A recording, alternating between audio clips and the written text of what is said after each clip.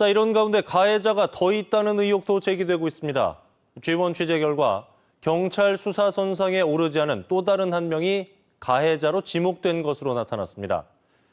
피해 여성이 이렇듯 수년간 여러 남성에 의해 성폭력을 당했던 것으로 파악되고 있지만 해당 작업장이나 지자체는 피해 사실을 전혀 모르고 있었습니다.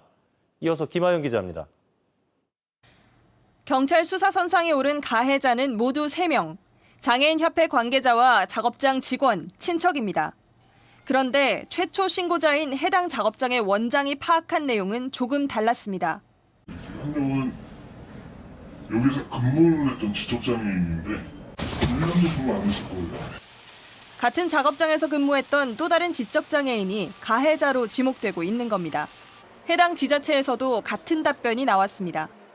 친척 빼고 제가 알기로는 정상 한 명, 지체장애 한 명, 직접 한 명, 그렇죠. 하지만 경찰에서 조사 중인 가해자들 중 지적장애인은 없었던 것으로 확인됐습니다.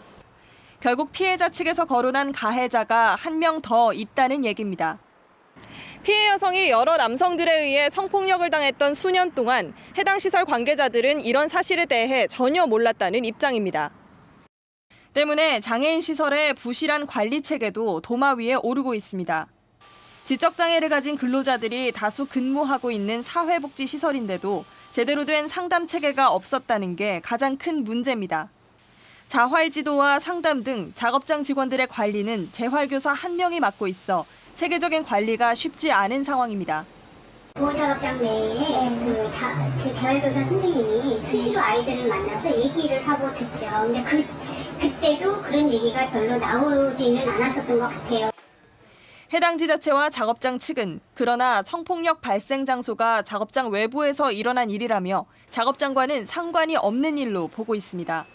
보조금을 지급해도 시설 내에서 이뤄진 게 아니고 퇴직한 이후에 그 발생한 사건에서까지는 솔직히 작업자 같은 경우는 책임자가 좀 별도의 책임을 안 가는 게 맞다고 생각하거든요.